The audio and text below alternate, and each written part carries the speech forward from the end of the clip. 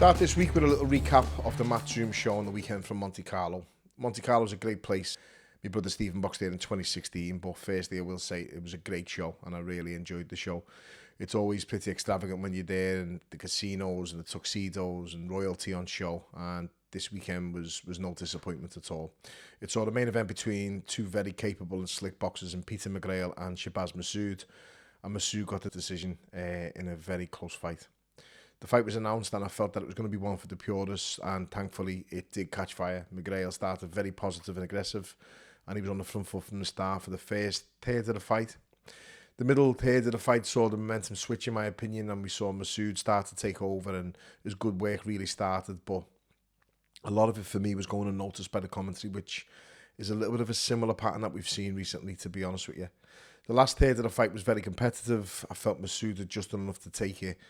Add to that, there was a point deduction for McGrail hitting on the back of the head in the 10th round, so that sort of cemented it in my opinion. It was harsh, but you tend to find that a lot of European judges and referees are weaker when they're refereeing, and it's a bit like the amateurs. They speak with hand gestures, they don't really say too many words, and they're either too strict or too relaxed. There's not much in between, but we'll go into the refereeing a little bit more detail shortly. Massoud is a good fighter. He's someone who I rate. I commentated on him years ago in 2022 when he beat Jack Bateson, and it was a good win for him at the time, and I remember I've had my eye on him ever since. He's tall, he can switch, he's sharp, he's got a bit of power, he's got a good boxing brain on him, and he's definitely not reached the ceiling yet, which after the weekend's win is a compliment to him.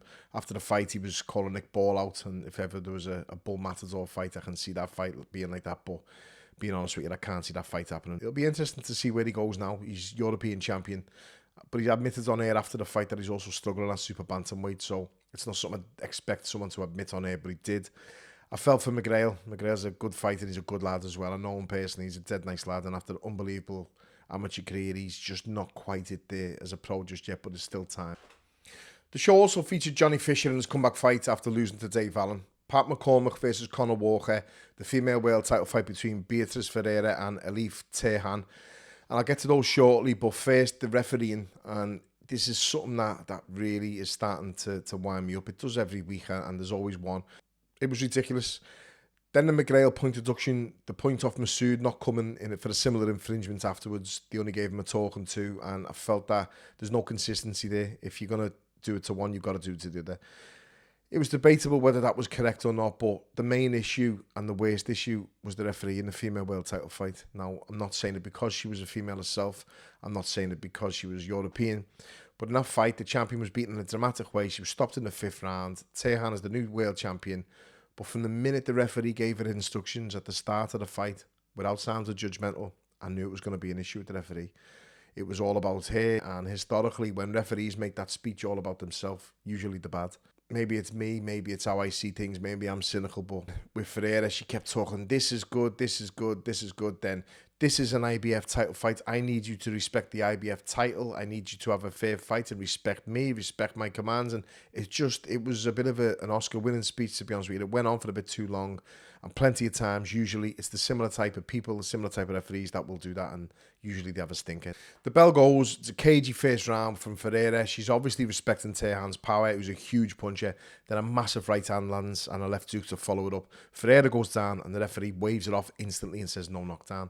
Now you can see Ferreira's legs had stiffened. Her face was already looking at the ref, trying to hide the fact that she was hurt. And the referee says box on instantly.